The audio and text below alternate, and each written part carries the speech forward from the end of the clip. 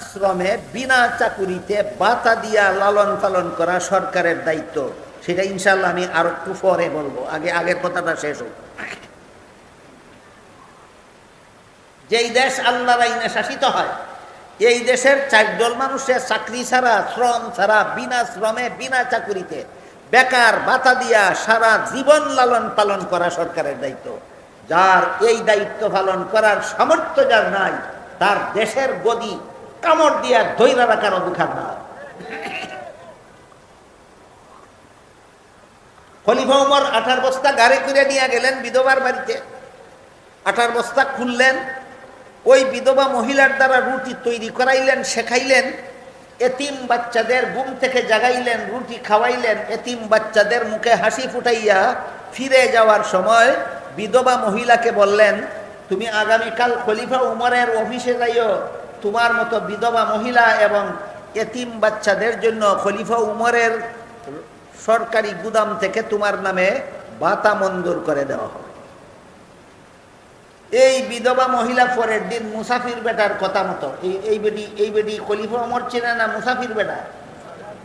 এই বিধবা মহিলা পরের দিন মুসাফির বেটার কথা মতো খলিফা উমরের অফিসে গিয়া দেখে, গত রাত যেই বেটার কাছে খলিফা উমরের বদনাম কইছিল, হে খলিফা হইবার যোগ্য না, ইলই খলিফা উমর।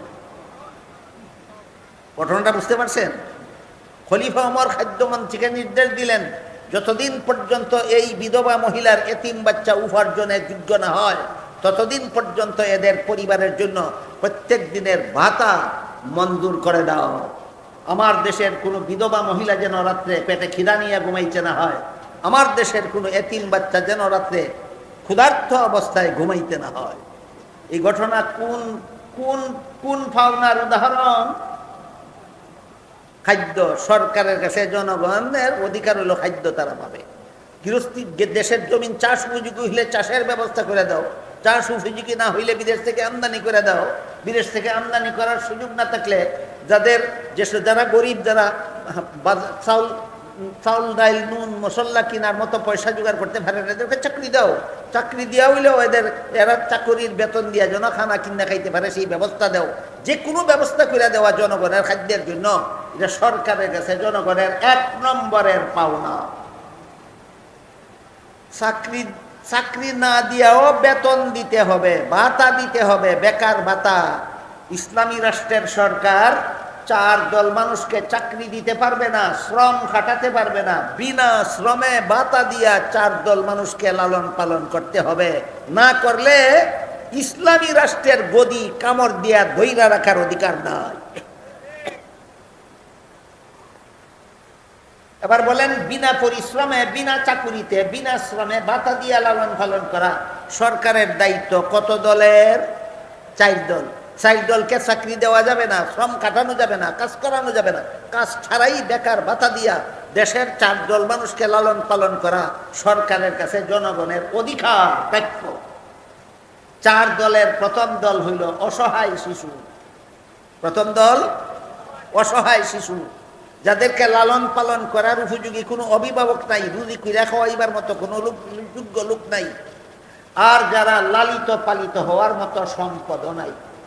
আপনারা বুঝে থাকলে বলেন, যেই শিশুরে উপার্জন কইরা খাওয়াইবার মতো কোনো অভিভাবক নাই, যেই সে শিশু লালিত পালিত হওয়ার মতো কোনো সম্পদ নাই, এই শিশু ভিক্ষা কইরা খাইত না সরকারের কাছে পাইত?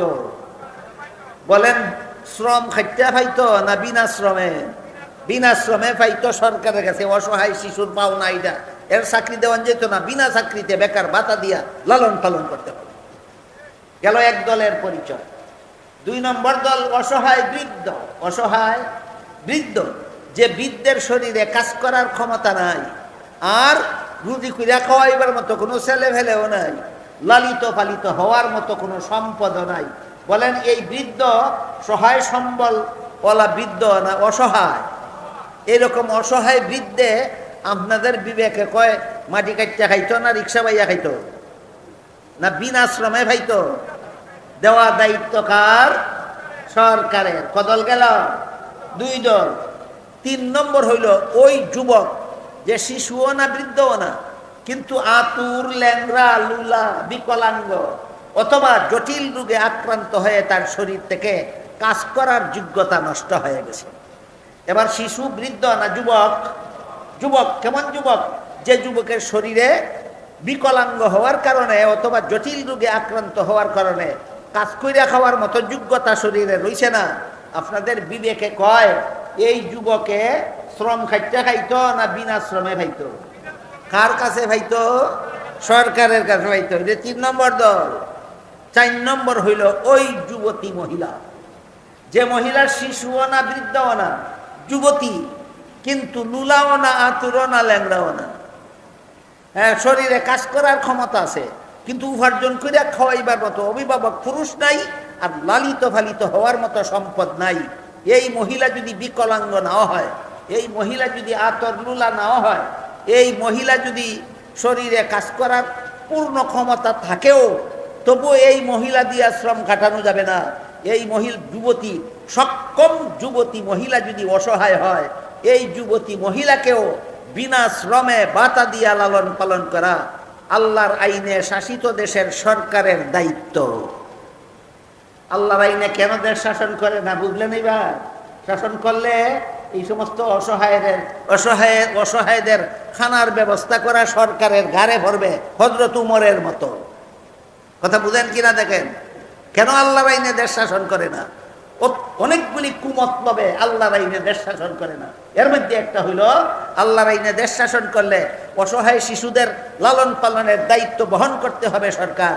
আল্লাহর আইনে দেশ শাসন করলে অসহায় বৃদ্ধদের লালন পালনের দায়িত্ব বহন করতে হবে সরকারকে। আল্লাহর আইনে দেশ শাসন করলে পঙ্গু যুবক পুরুষের লালন পালনের দায়িত্ব বহন করতে হবে সরকারকে। আল্লাহর আইনে দেশ শাসন করলে অসহায় যুবতীকে লালন পালনের দায়িত্ব বহন করতে হবে সরকারকে। সুতরাং দেশের এতগুলি অসহায় শিশু, বৃদ্ধ আর পঙ্গু যুবক আর সক্ষম যুবতীরে লালন পালন করলে আর তেহা চুরি কইরা বিদেশ পাঠানির মতো তবিল থাকবে না।